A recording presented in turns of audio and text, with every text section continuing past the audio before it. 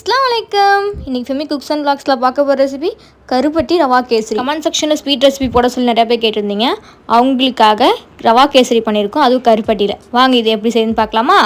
ஒரு பாத்திரத்தில் 2 டம்ளர் தண்ணியை நல்லா கொதிக்க விட்டு அதில் 1 டம்ளர் அளவுக்கு கருப்பட்டியை நல்லா நுணுக்கி வச்சுருக்கேன். கருப்பட்டி சேர்த்ததுக்கப்புறம் நல்லா கட்டி இல்லாமல் கரைச்சி எடுத்துக்கோங்க. இதுக்கு எந்த பதமும் வேணாம், கருப்பட்டி கரைஞ்சால் மட்டும் போதும். உங்களுக்கு ஒரு வேளை அது மண் மாதிரி இருக்க மாதிரி இருந்துச்சுன்னா நீங்கள் வேணால் ஃபில்ட்ரு பண்ணி எடுத்துக்கோங்க. இப்போ ஒரு 5 நிமிஷத்தில் நல்லா கருப்பட்டி கரைஞ்சிடும். இதை நம்ம தனியாக எடுத்து வச்சுக்கலாம். இப்போ ஒரு பேன் நல்லா சூடானதுக்கப்புறம் ஒரு 4 டீஸ்பூன் இல்லை 5 டீஸ்பூனுக்கு நெய் ஆட் பண்ணிக்கோங்க. அப்புறம் முந்திரியும் திராட்சையும் நல்லா வறுத்து இது மாதிரி தனியாக எடுத்து வச்சுக்கோங்க.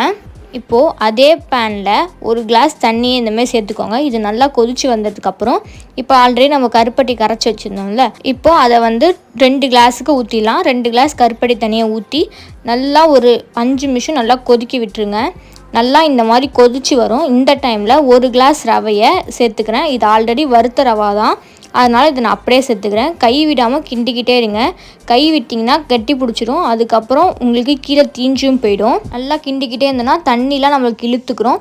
இந்த டைமில் ரவா உங்களுக்கு வேகாத மாதிரி இருந்துச்சுன்னா லைட்டாக அரை கிளாஸுக்கு தண்ணி தெளிச்சுக்கோங்க.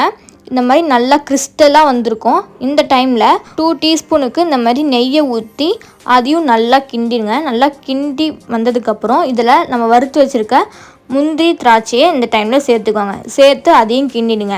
நல்லா கிண்டி விட்டதுக்கப்புறம் சூப்பராக நம்மளோட கருப்பட்டி ரவா கேசரி ரெடியாக இருக்கும். இதில் அவ்வளோவா இனிப்பும் இருக்காது, அதனால் பெரியவங்க கண்டிப்பாக இதை செஞ்சு சாப்பிடுங்க.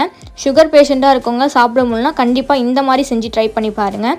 அவ்வளோதான், இன்னும் ஏன் பார்த்துட்டே இருக்கீங்க, போய் செஞ்சு சாப்பிட்டு பாருங்கள். அப்படியே நம்ம சேனலை சப்ஸ்கிரைபும் பண்ணிவிடுங்க. அப்படியே உங்களுக்கு சேமியா கேசரி பிடிக்குமா, ரவா கேசரி பிடிக்குமான்னு கமெண்ட்டில் சொல்லிட்டு போயிடுங்க. நெக்ஸ்ட் வீடியோவில் பார்க்கலாம். பாய். அஸ்ஸலாமு அலைக்கும்.